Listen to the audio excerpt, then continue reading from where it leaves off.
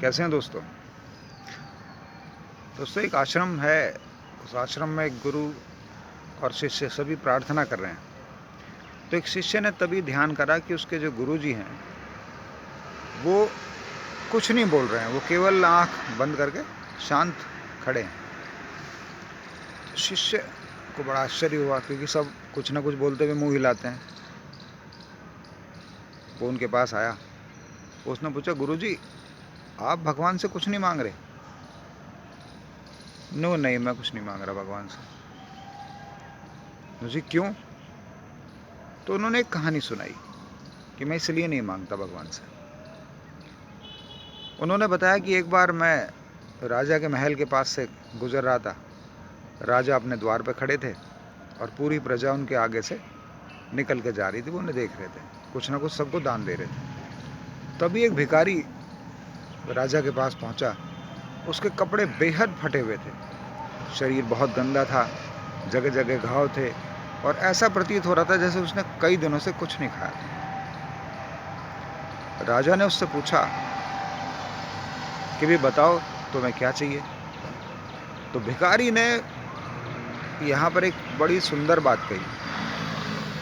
भिखारी ने कहा कि यदि आप मुझे देखकर भी ये नहीं जान सकते कि मैं क्या चाहता हूँ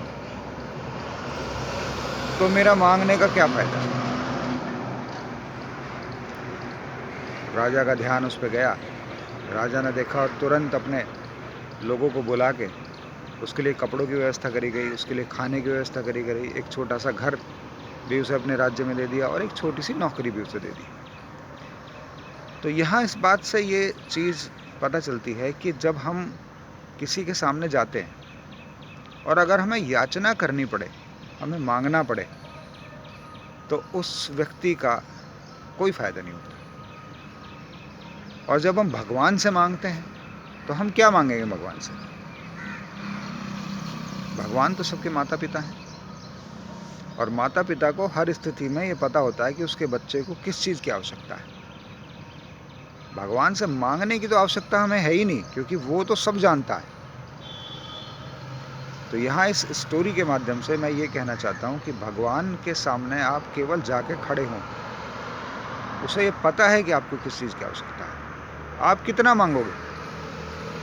आप मांगोगे अपने हिसाब से, और जब भगवान देगा ना, वो अपने रुतबे के हिसाब से देगा। क्योंकि अगर वो भिखारी जाके उस राजा से मांगता तो क्या मांगता? मुझे भूख लग रही है, मुझे भोजन दे दो, तो वो उसे खाना दे देता, वो चला जाता। लेकिन जब उसने कहा कि मेरी स्थिति ही मेरी याचना है, जो मैं इस समय खड़ा हूँ तुम्हारे सामने, तो तुम्हें दिख जाना चाहिए कि मुझे क्या कमी है। तो राजा ने अपने हिसाब से दिया, और जब भगवान देता है तो अपने हिसाब से देता है। दोस्तों, जीवन में खुश रहें, स्वस्थ रहें, मस्त रहें। Thank you.